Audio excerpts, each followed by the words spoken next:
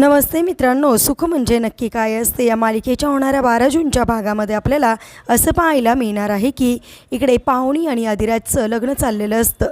लग्न मांडवामध्ये सगळेजण मंडळी नटून थटून सज्ज असतात आणि राजचं लग्न पाहुणीबरोबर होत असतं। त्या क्षणी अचानक पूर्ण लग्न मांडवामध्ये धुराळा येतो, सगळीकडे धूर धूर होतो।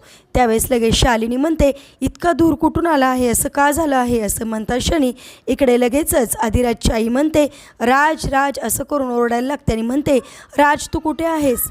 पण इकडे दुसरीकडे आपल्याला असं पाहायला मिळतो की गौरी एका गाडीमध्ये बसलेली आहे आणि गाडीच्या मागच्या साईडला अधिराज आपल्याला बेशुद्ध अवस्थेमध्ये पाहायला मिळतो। आणि इकडे गौरी असं म्हणते की मी बोलले होते ना जयदीप, तुझं लग्न हे माझ्याबरोबरच होणार।